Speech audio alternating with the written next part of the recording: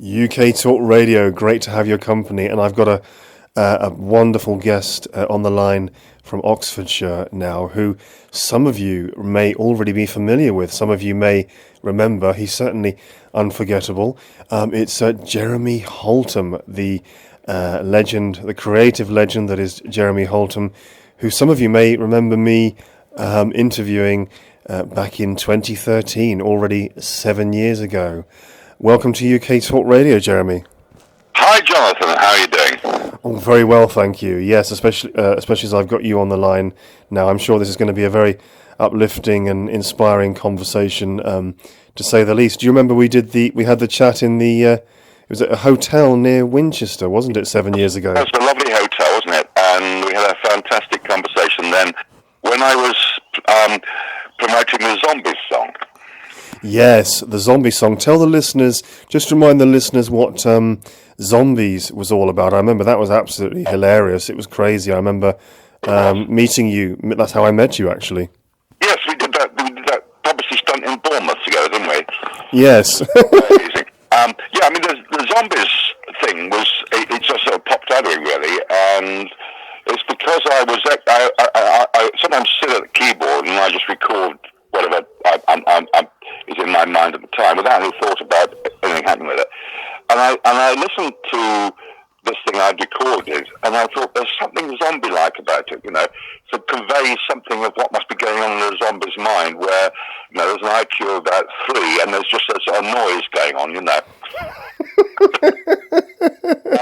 these words came into my mind, and that's how the song came together, really, because I suppose I recognised long before coronavirus had taken people further into a different kind of zombie state that many people are staggering around like they're zombies. I mean, if you look at people on their mobile phones, you move the mobile phone and see their hand movements. They're zombie hand movements.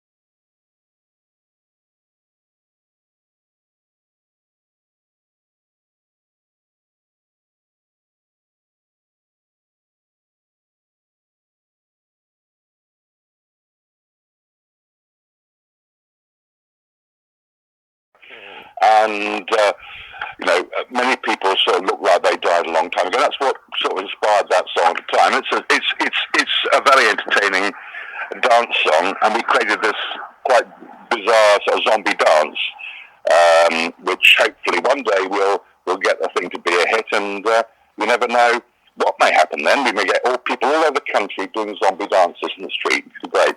Yes. Now let's so people can find that on YouTube. So if they want to find you on YouTube now, Jeremy. Yeah, we did a whole series of zombie videos actually, and the thing about it was that you'll remember that we didn't sort of make people up, because what we wanted to do was convey that ordinary people's behaviour was zombie-like, and of course when you put blood and stuff on them, it takes the zombie out of the real world into the world of horror.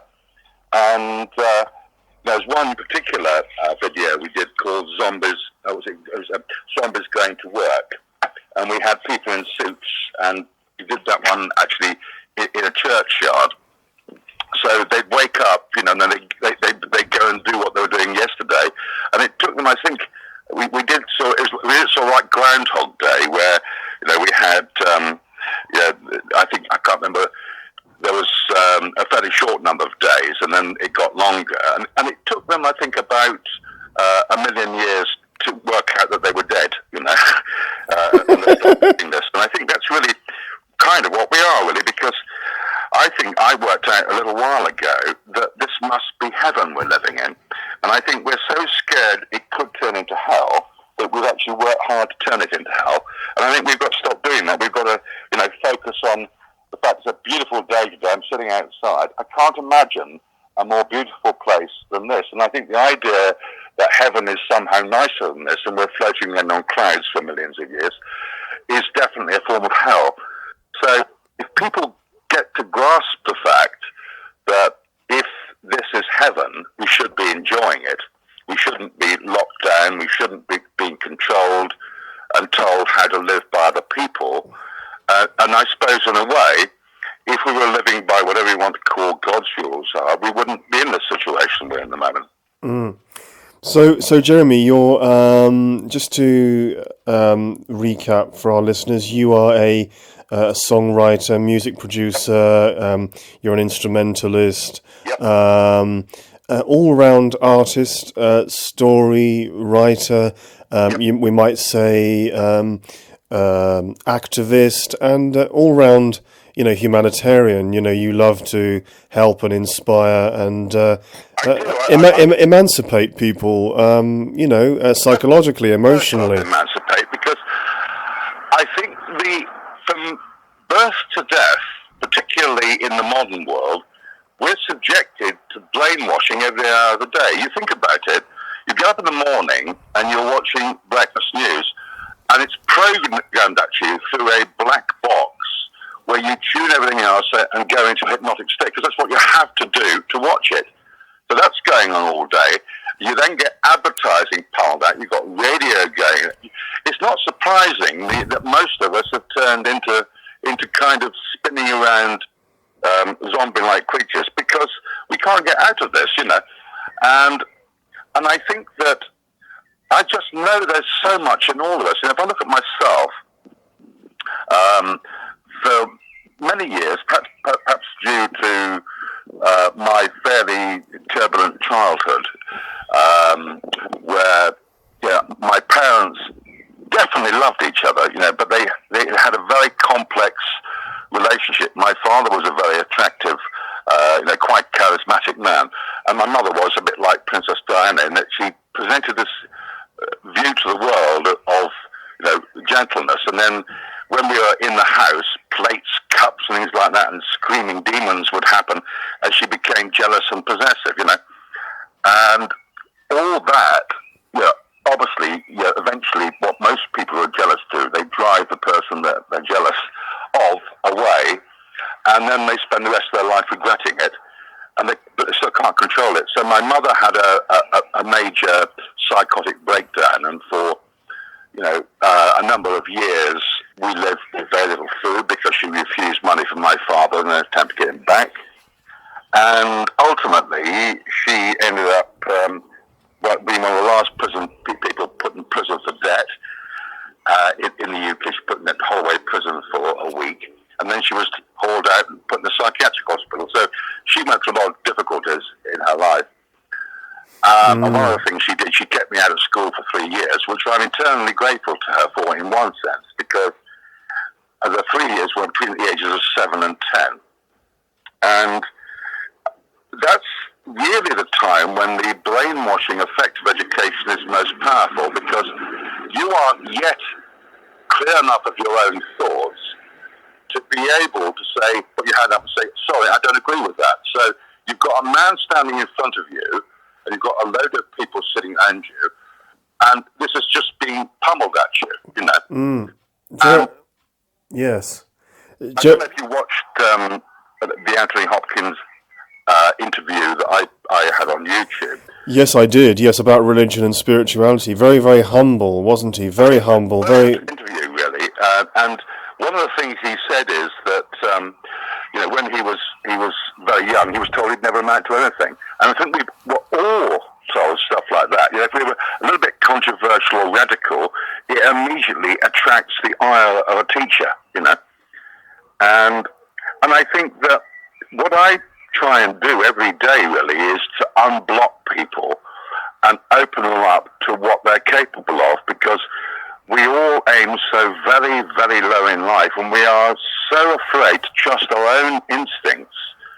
So, as with the coronavirus today, Jeremy, there was a big question that I had for you, a question that people ask so often, and you kind of touched on it briefly a few minutes ago. This big question of with mainstream news, most people view it as awful, depressing, negative, all bad news. Why is it? You and I, Jeremy, both know that there are loads of wonderful, nice, happy, good, productive, inspiring things happening in the world. Lots of happy things. Amazing things. I mean, Lots of people doing great things. So why, oh why, this big question? Why is it the mainstream news media report only 95% of what they report is negative and depressing? Why is this, Jeremy? Why?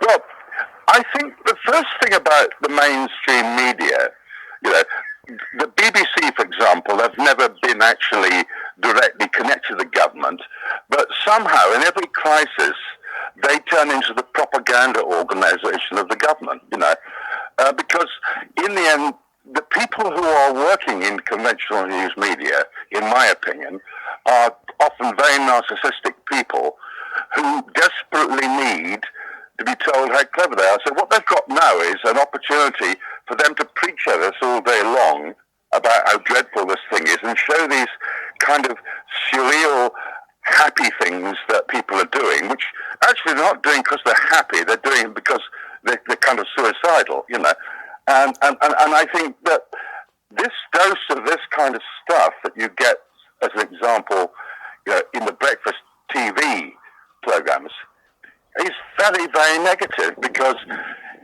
in the end it's reinforcing the idea in us all that actually we are in some deadly war of the worlds, when the truth is that a tiny thing that we can't even see is what we're scared of. And I think that my feeling is that if you look at, for example, Iceland, they've done a lot of testing of their population, and they've discovered that a significant amount of people have had the virus and had no symptoms whatsoever. None. So I think one of the reasons people are dying of this virus is because they've swallowed the rubbish that they're told, and then their imagination and their fear is what kills them. It's the same as with cancer and every other disease. I mean, I've worked with people on this who are seriously ill and are walking around very happily because they changed their thinking. And I think that one of the things that I very strongly feel, which most people won't even think about, when you watch the TV, the news reports every day, what you're seeing is Boris Johnson or some other politician speaking, and underneath him are these messages, these slogans. What you don't realize is you're actually taking them in because you're going into quite a deep state of hypnosis, and you're absorbing those, which is why it is that people are coming out with them like parrots. Does that make sense? Yes, it does, Jeremy. And what if we choose to take some positives, if we choose to grow, if we choose to see this period we're going through at the moment as a major revolution for human consciousness, how do you think this is changing us for the better? This period, how are we transforming, in your view, Jeremy? Well, I think the first thing is that I think a lot of people, and that includes me actually, are having to think more creatively about how they actually remain productive. So, for example, I'm still making calls on Skype, and I've never used Skype before because it used to be so awful, and I was quite resistant to the idea of doing so. But actually, I've found something that works. I mean, works is the wrong word. There must be a very much simpler way of organising it, like the old-fashioned phone, where you didn't have to use passwords and all of this stuff in order to be able to use it. And I think that one of the things about American companies is that they just make life so unnecessarily complicated, I mean, yes. The thing about having the old phone that you used to have, which was always in the kind of scary murder films like Psycho, is that, you just put in numbers and it was simple to use. Whereas with Skype or Zoom, you've got to give each other security clearances and all kinds of things, and that frustrates me. But the basic principle of using a video phone is a brilliant concept. Yes, it is, Jeremy. It extends and improves the choices that we have available, because I will definitely be using Skype, for meeting more people for first meetings. Yeah, Jeremy, how many years now have you been putting your music out there in a serious way, for example, on the internet? Well, the first album we brought out was back in 2003. And to tell you a bit about the story of how that all came about, I reached a point after my second wife died when I really looked at myself, and I was quite successful at what I was doing, but for quite a while I'd been sensing that I was in a dead-end loop, really, and I was wasting my life. So after my second wife died, one of the things that really troubled me is that she had always wanted to write a book of short stories, and the title was The Adventures of Bertie the Bloodhound. It was inspired by our very dopey bloodhound we used to have. And she talked about it a lot, but never written the title down on a piece of paper. And I remember that when she died at 46, thinking, the thing inside us never comes out, So it took me 2 years to get myself, I suppose, steel myself to be prepared to walk away from what I've been doing for 24 years. And in 2002, I finally plucked the courage and told people I was going to sell my practice, my business, and started negotiating. And once I got to the point where I couldn't go back, there was enough people had been told that I was going to sell, that if I'd gone back to it, if I'd bottled, if you like, what would have happened is I couldn't do anymore. So once I was at the stage when I could only go forward, a whole lot of things started to happen in a quite magical way, which led to me forming a band in May 2002. And after 3 days, we were starting to produce amazing music, which we were recording. And within 18 months, we had released our first album at the HMV on September the 8th, 2003. And the whole thing was kind of going with the flow, instinctive. So we did some amazing publicity stunts, because when I sold my business, to other people I went mad, and I bought quite a few amazing cars, which are most of all gone now. And one of those was a red Rolls-Royce Cornish convertible. And we started to do publicity stunts in London, which were very funny. We handed out leaflets, for example, about the end of the world. I didn't know, of course, that COVID-19 was coming at that time. And one day we were there, and we've been handing these leaflets out outside HMV in Oxford Street with people in spitting image masks. It was very funny. And we had a conversation with the leaving, and we said, should we just drive around London waving to people? So, what we had in the red Rolls Royce, we had a person in a Tony Blair spitting image mask, a person in a Saddam Hussein spitting image mask, and a person in a George Bush spitting image mask. And I had a black bowler hat on and a morning suit and dark glasses, and I was driving the car. And we drove round. We went round first to Buckingham Palace, and as we approached Buckingham Palace, the whole crowd cheered us. We knew that there was something that was come out of all this because of that. We were in London and down Victoria Embankment. And unbeknown to us, we were spotted by a film crew from news, and they filmed us. We got the evening news on Brilliant on that particular day. Oh, right. Yes. had though, went around London because a friend of mine in the suburbs had heard one out after it started. It got out to her that we were doing it. And when we came back up the M40, and almost caused, it wasn't really a riot, it was just an amazing reaction. We had lorries visiting us, we had motorbikes doing wheelies, because they'd never seen anything like this, you see. And that's what it started. Yes, I was going to say, Jeremy, we're going to be chatting, twice a month for the foreseeable, and talking about all sorts of things. It's an absolute joy to have you on today. We're running out of time, it's always the way, isn't it, with these things. This particular chat, and we're going to catch up again.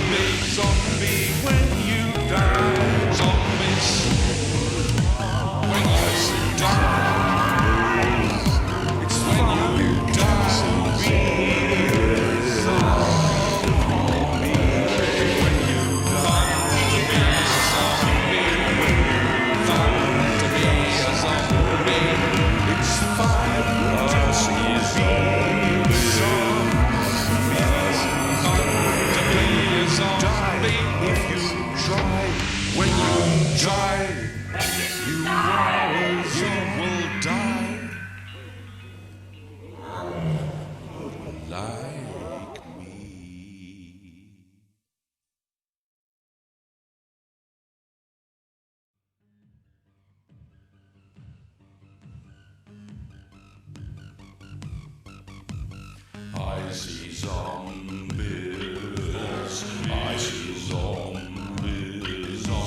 I see zombies, when I die, zombies, zombies, are you a zombie, zombies, zombies, are you a zombie, zombies, zombies, are you a zombie, zombies, when I die.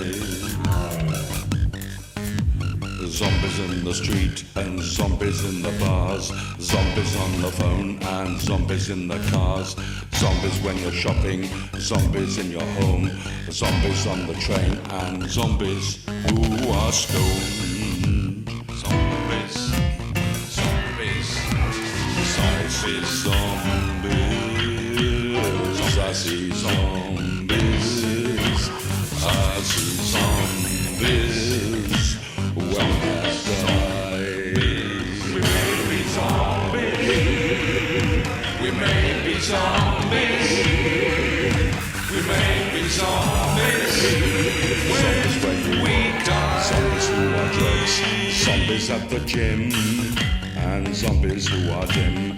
Zombies on the radio, zombies who are stars, zombies on the TV, and zombies drinking tea. Zombies, zombies, zombies. Happy Christmas. And so the dream goes on and on. The bull of a Christmas song. Crappy Christmas song. I listened to a crappy Christmas song.